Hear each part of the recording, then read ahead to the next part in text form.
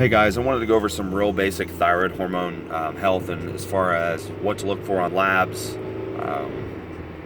and which hormones are more important than others, and so on and so forth. I bring this up because I had a few clients talk to me about this in the last couple of days, and essentially I talked to one of the clients about which values are most important and kind of what they mean on the test, because if you look at thyroid labs, oftentimes, let's say a physician orders thyroid labs, they might just look at TSH levels, which is thyroid stimulating hormone.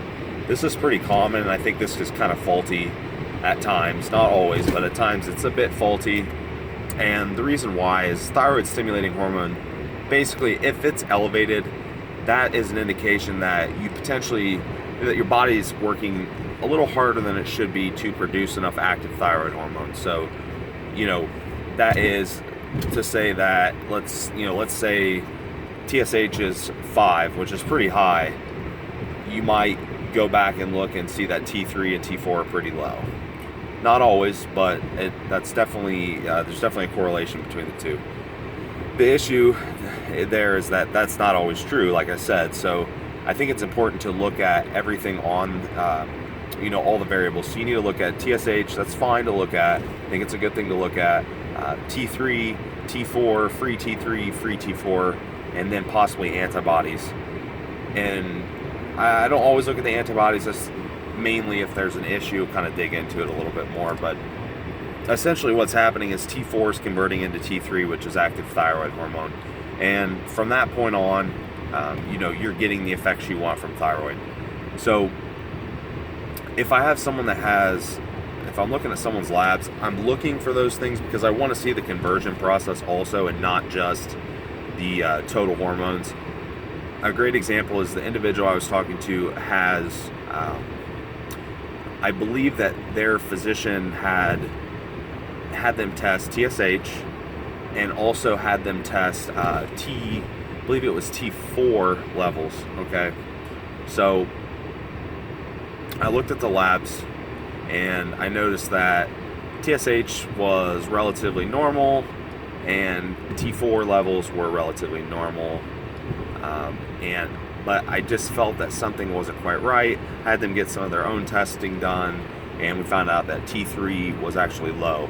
Turns out that free T4 was pretty low as well. So the conversion process from T4 to T3 wasn't happening the way it should have been, and that was going to be overlooked. I mean, the levels were fine that were tested for. Physician was all right with it. That was it. Even though there was still an issue. In this case, the person actually needed a prescription for T3, which is right to the active thyroid hormone. And oftentimes, with hypothyroid, you may find that someone will be prescribed T4, and then T4 has a kind of a cool ability to converting to kind of keep everything level in the way it should be. It can convert at certain rates to make sure that everything is in place. Whereas T3 is a little harder to dial in if you're just taking straight T3, but it sometimes is needed because if the conversion steps are missing, then there's obviously T4 is not going to do you a whole lot of good. So that's a great example of where you need to look at all the values. That's just a little tidbit on thyroid. So if you're getting any thyroid labs done, make sure that you're testing TSH levels, T3 levels, T4 levels, and the free T3, free T4, so you can actually see what kind of bioavailability you have. Are those thyroid hormones doing anything for you? Are they able to be utilized? It's kind of like testing testosterone. You have total and free. A decent total is not a ton of good if your free total is not very, very good. So that's just a tidbit on thyroid, and hope you guys enjoyed.